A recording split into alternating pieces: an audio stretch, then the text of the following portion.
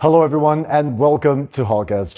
Today we have a very special guest who has been a pillar of the Singapore motorcycling community for decades. Joining us is Tony Goldman, a founding member of the Harley Owners Group Singapore. Having dedicated over 30 years to the Singapore chapter since its establishment in 1995, Tony has been instrumental in shaping the local riding culture, especially so for the thousands of Harley riders we have had as members over the years. He currently serves as the head road captain and safety officer, a role he passionately plays, having led countless rides while championing rider education and safety. Tony, thank you so much for joining us this afternoon. Pleasure, Hong. Huge pleasure, huge honor to have you with us for this chit-chat session. Okay.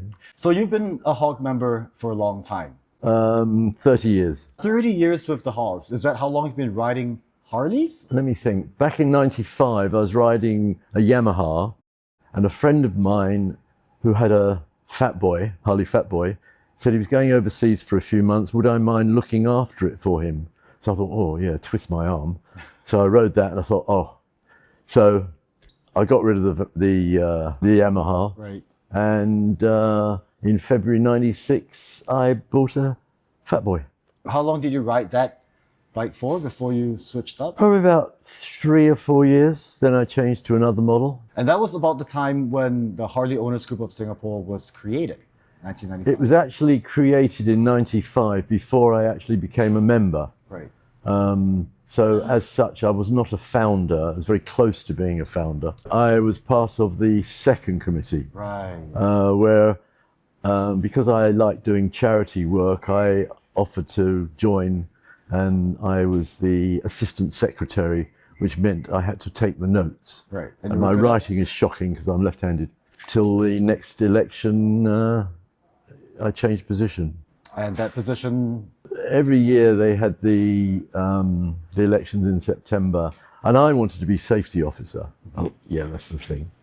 And being the assistant secretary, I had to, in those days, there's nothing digital, so we had a whiteboard and put the names of the people up.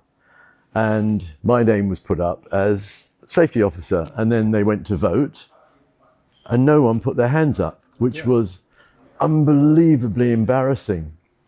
And then somebody else got the vote as safety officer. And then someone said, I propose Tony as activities officer. And they said, would you do it? I said, yeah, okay. So they voted. Everybody voted for me. I'd been set up. So I did that for a year. Only one activities officer in those days. Now there's about 5. Right. So it's pretty hard work, and I thought I'd never do that again. Wait, so one activities officer, and you had to manage and organize all the activities for the HOGs for the... Together with Harley Davidson, yeah. Wow, that's why I didn't want to do it again. Quite a responsibility. Yeah, yeah. Biker groups. The general public has a specific impression. May or may not be a good one, but there's an impression, especially when it comes to big bikes like Harleys. How has that perception changed? I'll give you a perfect example. Back in 96, the Straits Times referred to us as a gang. Right. As you know, gangs are not allowed in Singapore. Didn't sound good. However, since 97, I had been meeting up with the traffic police on road safety, which I still do now. And they eventually asked us, would we provide some marshals to help them with their road safety event, and I quote, and they said, because we consider you the elite of the motorcycling community in Singapore. So a big change from gang to that sort of perception, and I've tried to maintain that over the years. You mentioned earlier that you were very involved in charity work. Did that help change the stereotypes, like, oh, you know, these Harley riders are... Yeah, one of it, yes. We did. Over the years, we've done a lot of charity work, children's homes, old folks' homes, the annual Christmas toy run, which is a worldwide thing where we go to a children's home and give toys. There's usually a Santa, and the kids come and they get presents. Mm-hmm. It's done all over the world, actually.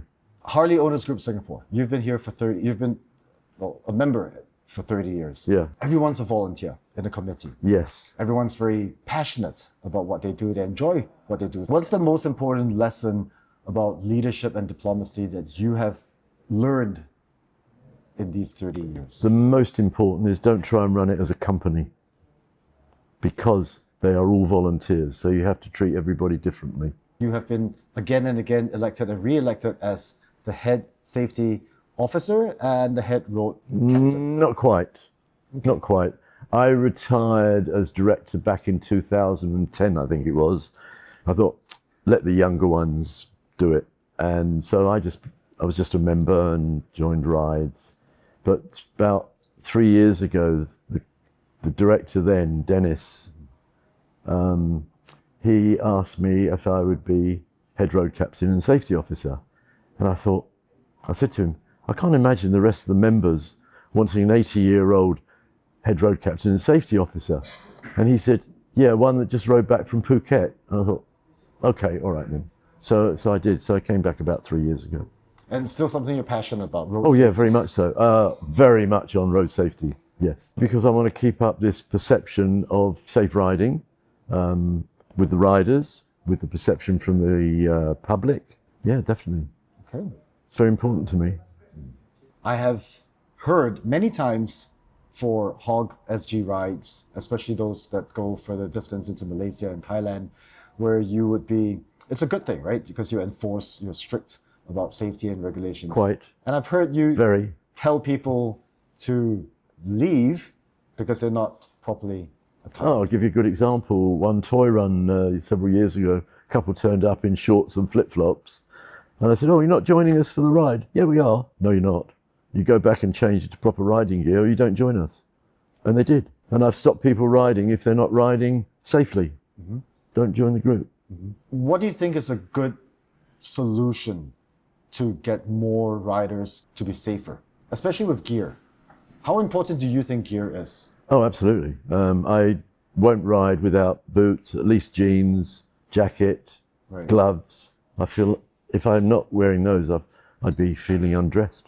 And I know you've been a part of the safety campaign with the traffic police. Yeah, for many years. For a long time. What more do you think could be done? Is there anything more that could be done? I'd love to see lane splitting not allowed. Really? Yeah, really. I mean, the only time I lane split, basically, and slowly, if the traffic is stationary or very, very slow crawling. Right. And I won't go through fast. Like some of these riders in these small bikes, they whiz through, not thinking for a minute that a car might change lane, oblivious to that. Right. It's beyond me. HOG rides are obviously very strict with convoy procedures. I'm very particular. For me, the safety of the group is far more important than just the individual. If the individual doesn't want to ride safely within the group, stay out of it. Right. Because one bike can do something wrong. Bike can go down, and other bikes can go down as well because of it, because the guy does something stupid. Right.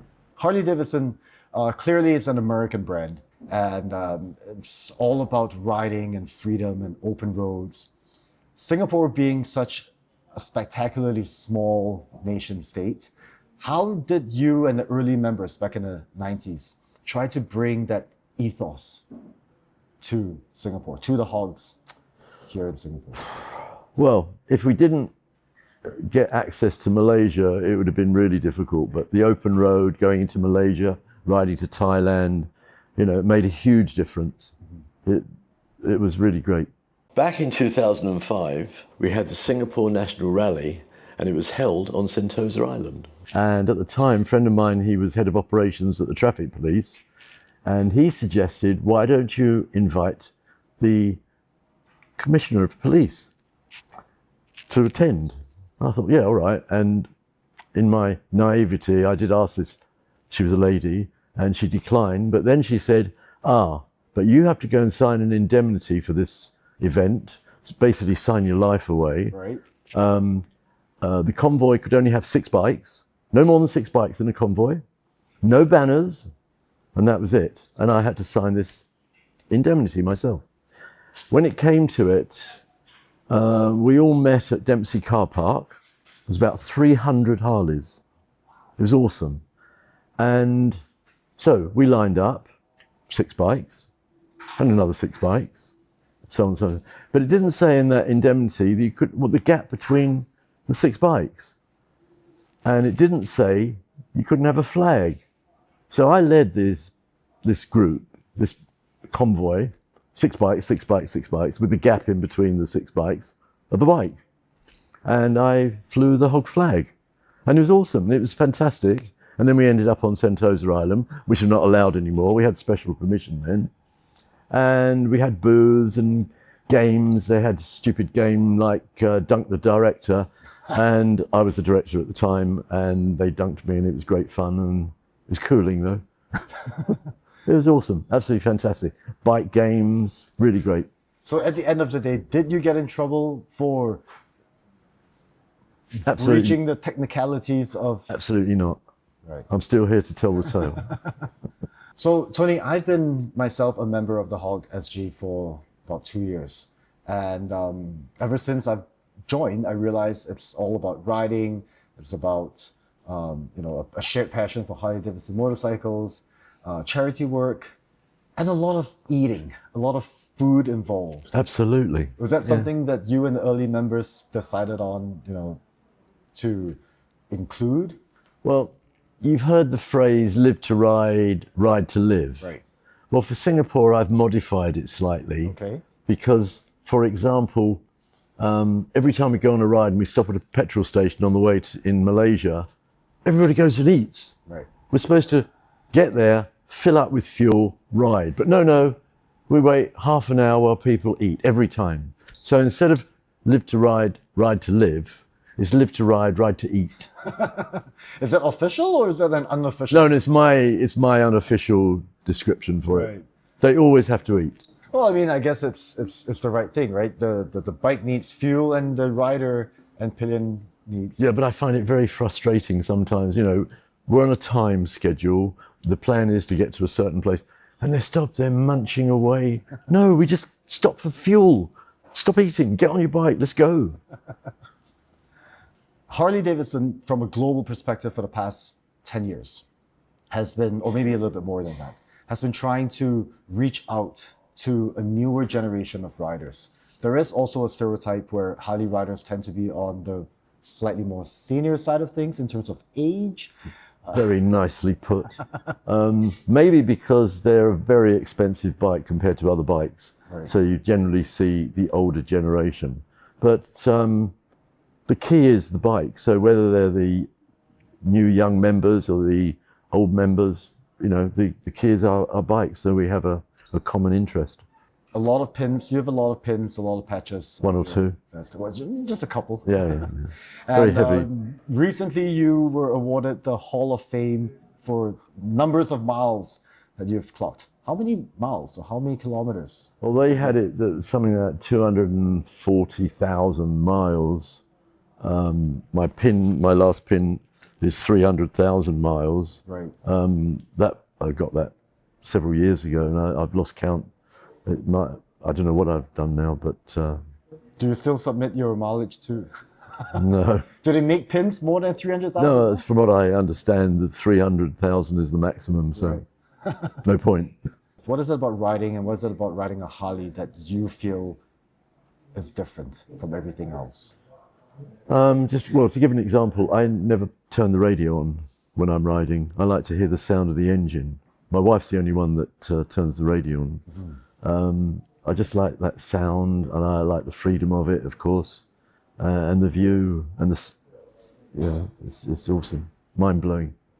The HOGs just celebrated 30 years last year in 2025, and as a part of the legacy, you've, again, 30 years as a member. What kind of legacy would you like to leave behind? I would like us to be thought of safe riders, considerate riders, and compassionate in the form of doing charity work. I hope we'll be remembered for that. How do you think the rides, the HOG SG rides, has it evolved? Has it changed these past 30 years? Or does it the same? It's more or less the same. I mean, we started doing marshalling courses. We created a safe riding, how to ride, the way we ride, the signals we give. I mean, nowadays we have Cardo's intercom between marshals but then in the old days we used hand signals because we couldn't communicate, and we developed those. It's more or less the same since the beginning. A few modifications, but still basically the same. I heard from you during one of our earlier conversations, when you hit the gym 2-3 times a week. And part of the reason was you believe that if you're not able to lift your bike up by yourself, then you're not going to continue riding. When I can't lift the bike, I mean, assuming I drop it, right? Yeah. When I can't do that, then I'll get a smaller Harley. Okay. Won't stop me riding. Do you have to go for checkups every 2 years? Last time I went for a checkup, went to see my doctor to get the approval, and he said, how are you feeling? I said, well, I just rode back from Phuket. Oh, you're all right. But then he still had to do the tests anyway, just to double check.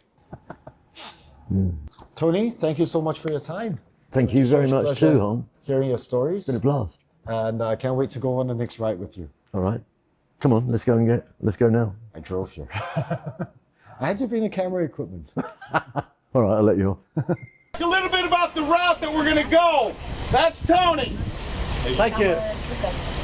Do I need this? Yeah. Okay. Pardon? Can you hear me? No, all right, I won't use it. Okay, we're going to form up along here. We're going to go out, turn left to that traffic light. There'll be a marshal there so that you can go out non-stop. We're going to go along Holland Road, right to Clementi Road. We then turn left, over Commonwealth. Then next left onto the AYE. Then turn left, slip road of Bonavista. We turn right there. Come closer! Not a room, my boys. Who said that? Sean! Get out of your hole, Sean! John, stand up! Sean, stand up! Stand up, John! Oh dear, we got a problem. Can you guys sit down next to me, please? Right, we're going to go down what the locals call the Gap, which is South Bonavista Road.